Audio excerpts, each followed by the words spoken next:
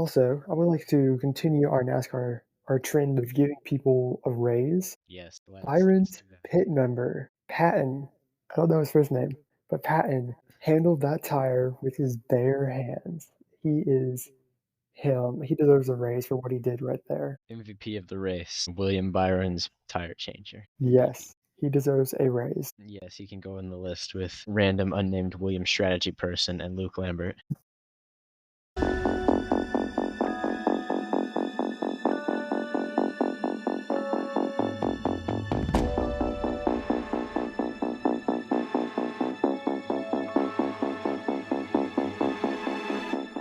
It's lights out and away we go.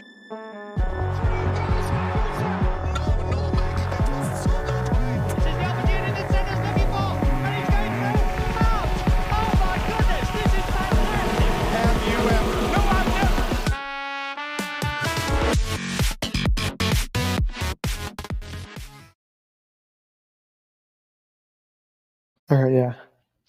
I'm Tyler, Mumsy? and this is the Advent Health 400 review. With pre-race news, Homestead Miami will be hosting the championship race next year. And then after that, it will be going on a rotating schedule. So Phoenix will no longer be the only site of the championship, which I'm very happy about that. Because, I mean, Phoenix, it never really was a good site to end the season. I mean, I'm not sure if Homestead Miami's any better, but at least we'll be getting some variety, which I always think is good. Well, I think Homestead Miami is probably our best intermediate on the calendar. Always creates some great action. Fortunately, last spring wasn't the most exciting race, but we had some great battles and a lot better than Phoenix. It tends to go really long on the green flag runs and they get really spread out and it's nearly impossible to Yeah. pass on that track and it's just incredibly boring. So I'm glad that Phoenix isn't going to be it every year. Shame Phoenix is still part of the venue, part of the championship race. But yeah, but Homestead Miami, my favorite intermediate, is back in the championship spot where it deserves to be.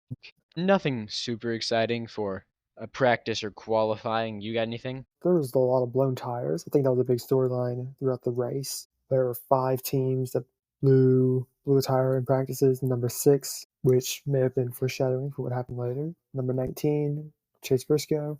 Number 38 is Zane Smith, and then number 88 of SVG. And that was they were definitely pushing the limits of what the tires could give them. And then qualifying, we had some cars quite out of place, it seems. We Yeah, the had, qualifying order was whack, man. yeah, let's see. We had Daniel Suarez made it into the top 10. That's a rare occurrence. And then we had Kyle Busch started 35th, and Josh Berry started plumb last in 38th. And they had some really strong days at the end, despite starting in those positions. Especially Josh Berry. Brad Gillespie also started 36th, so he was definitely in contention before he had his own little incident, which we'll get to later. A very impressive job on those people. And you have a standard pole sitter, Kyle Larson. Not uncommon for him to be up front early. Yeah, I And mean, wasn't he the favorite on the odds like we talked about oh, last week going into this week? he's always the favorite. Well, the odds didn't lie this week. Kyle Larson gets off the line now, and Christopher Bell jumps into second, and Alex Bowman had a big run early, top 11 spots on the restart. He had some good early pace. And then our first caution came on lap 7 when Allmendinger, apparently his engine died. That ended his day for the 16 car. And then a good bit of cars pit, being Ty Dillon and Riley Herbst. Yes. So Ty Dillon kind and of Riley background. Herbst ended up pitting in that caution. Then we had a restart. Nothing crazy happened. We have our green flag pit cycle. Bubba Wallace gets a penalty. Yeah, stage 1 was just kind of It was an your average. average NASCAR stage, average racing. Larson getting the win, being on clean sweep in the weekend, so Yes. good for him. But just your And average NASCAR stage. then during that pit cycle, Ty Dillon stays out as well as Riley Herbst. And then let's see. And then he pretty much goes to the end of the stage. And then William Byron, he had his spin that really took him out of contention. It Yeah, was a shame. the He had a blown fast race tire. car. Yeah, continuing the blown tire chain on the weekend. Yes. And then, yeah. So obviously, Ty Dillon's strategy did not work out well for him as he ended up almost going a lap down. So wasn't really great for him. And that's really an interesting point for me. Like, I don't think he was really a lap down when the pit cycle started. I don't believe he was. So I feel like he probably lost more than he would have gained on that pit cycle. I don't think that was a really brilliant strategy call. Yeah, I mean, when it comes to NASCAR, strategy can change in a dime. Just the whole race can change in a dime much quicker than any other racing series. So, in any strategy call is inherently could any strategy call could go wrong at a moment's notice. So, it's inherently a small gamble no matter what it is. I guess it just didn't pay out for him this time. Yeah, I just don't think it was a gamble worth taking for the 10 and the 35. I don't think it paid off. I don't think it would have given them enough of an advantage to try it in stage 1. There was really nothing to go on there. Yeah, I mean, I see what you're saying. Potentially, like running stage two, late stage two or stage three to try to get up there into contention. Yeah, but one is kind of early to pull something like that. Yes. Okay, stage 2. No cautions in this stage. Nothing. I think the biggest bit of news was Kyle Larson hitting 10,000 career laps led. He's one of Yes. 3 active drivers at that number. Denny Hamlin and Kyle Busch are the other, which makes complete sense.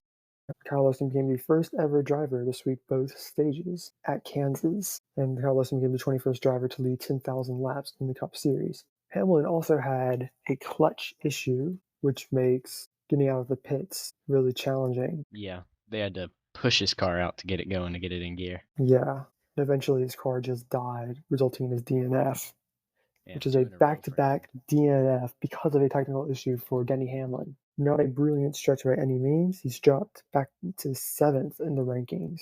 He'll be in the playoffs, no doubt about that. But, well, yeah, he's got to win. He's locked in. But it's a rough stretch for this 11 team right now. Needs some Yeah, momentum to turn things around for sure. get an actual placement. Yes. Yeah, stage two, just that was stage two was the Larson show. Big milestones for him. Nothing else happened. Yes. And then, Stage three, on the other hand, that was some good racing. yes, that was a fun battle. Brad Keselowski showed up and he ended up challenging Larson. He's really the only car to really give Larson a decent challenge on the Yeah, day. it's what who Chase Elliott only got past him in pit stops, but I mean, he was able to stay out in front there. Keselowski, I think, was the only car to pass Larson on track. Yes, he was the first car to do so. And then, Just that just tells you how strong Larson was that weekend. That just tells you what could have been if the sixth car hadn't have blown the tire like he did a few yes, laps later. which was quite a shame. He cleared Larson on lap 179. And then lap 195, he hits the wall. And then Denny Hamlin had his ultimate clutch failure. The car just gave up on him. Yeah, not a good day for the OG champions after Bush spins later in the stage. Yep. And then cautions breed cautions, as the commentators frequently pointed out. Had a series of cautions, starting with a quite a big crash involving Ty Dillon, Cody Ware, and Daniel Suarez. And that's where Kyle Larson jumped Chase Elliott and really just didn't lose the lead at any point after that. Then Kyle Busch spun by himself down there. And then another crash that ended up getting Bubba Wallace as well. Not a great day for him. And then we have our green flag run to the end. Yeah, our final green flag run to the end. Yeah, to the dramatic end. The dramatic end, quite a dramatic end, where Larson's tire literally almost went down on the final lap. On the He final won corner when I realized it. on Lightning McQueen style. Yeah, Soon after Carson Hovercar had his own flat tire about 3 laps prior. it was a day of blown tires. Yeah, I'd say that was definitely the most dramatic. That was definitely the most dramatic into a race that wasn't a caution. I mean, in Daytona and Atlanta were probably a bit more exciting, but this was the most exciting green flag run we've had to the end. Purely because Yes, the last 30 seconds were like, oh wait, he's going a lot slower now. right. Also, I would like to continue our NASCAR our trend of giving people a raise. Yes, let's Byron's do that. pit member, Patton, I don't know his first name, but Patton handled that tire with his bare hands. He is him. He deserves a raise for what he did right there. MVP of the race, William Byron's tire changer. Yes, he deserves a raise. Yes, he can go in the list with random unnamed William strategy person and Luke Lambert. Yeah, we should start a list and put it on the Discord to keep track I of who we will. want to give a raise. I will do that. We will, and you can nominate brilliant strategy moves or just brilliant performances from support crew to go on the give them a raise list. Yes, he Join the deserves it. Discord to do that. He deserves a raise. And if anyone does use Discord, the server is eligible for tags. So as soon as we get 3 nitro boosts, I can make a tag for the server. All right. Yeah, I mean, good job to Kyle Larson. Impressive, dominant win. I mean, we don't like a lot of dominance, but at least it's not a chain of dominance. But when you sweep a weekend like that, or when you sweep a race like that, that is a very impressive feat. Both stages and the win. Best quarter drive from Kyle Larson. We really spent the whole race inside of the top 10. Yes. All right. The whole race he spent inside of the top 10. Except for Yes. one moment during pit cycles. But Yeah, but I mean otherwise, that's expected. right. All right, over unders now. All right, overs. My over is definitely Josh Berry. He Yeah. overcame many times starting in the back, started plumb last in 30 and had just overcame over and over again. Worked his way, ran a lot of time in the top 10, but then he had a bunch of penalties Yeah, pit lane speeding. So he had to and go all the way back to again, and then overcame that and pulled out a top 10 finish. I'm telling you, this kid is a stud. He is having an incredibly strong season this year, and he did good last year. He was just a rookie, so he had rookie mistakes. But overall, he has been doing incredibly well for only a sophomore driver.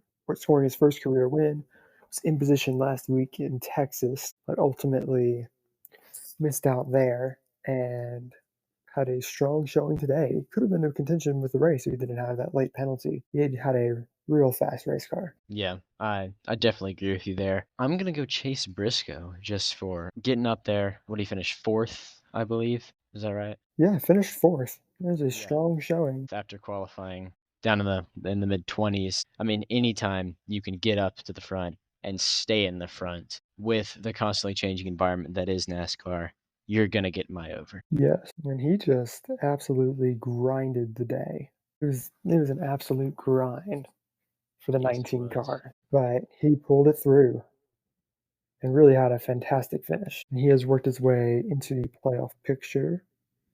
He's set to get in on points for the time being, Do you think he but could get a win at some point?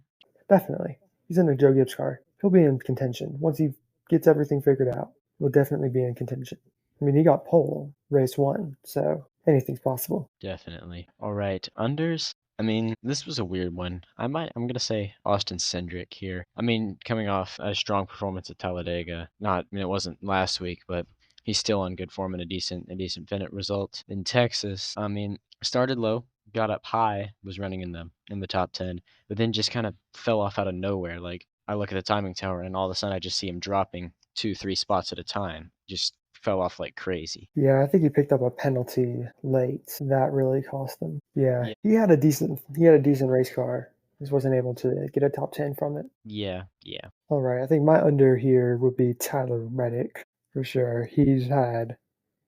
We all thought that he was going to have a fast race car, and that expectation did not pull through because he's usually really good on places like this, and Kansas too. And he kind of botched fourth place starting position and was really just running in the top 20 all day, which is not what we expect from the 45 car. It's not usually what he does. He did have some glimpses in the top 10, but overall, nothing much. Just kind of a mediocre day from the 45. Yes, mediocre. All right. What we got next week? Next week is the All-Star race.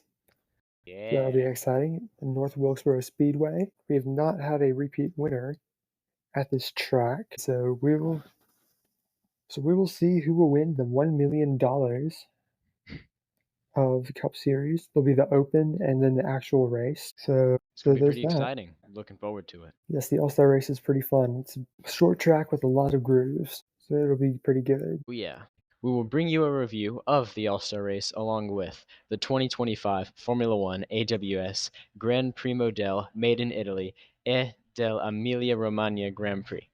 That is the full name of that race, and it's stupid. Yeah. So we'll review that next week, and go check out our Sassano Grand Prix review for IndyCar, which probably one of the better IndyCar races this season. Yeah. Thank you. Do we also wanna review the Indy qualifying next week? Give a separate episode for that? I'll put up a poll on this episode and let us know what you think. Thank you all for listening. If you enjoyed, subscribe or follow depending on the platform. Leave a comment, join the Discord, link in the description just to engage with us, and we'll see you guys next week.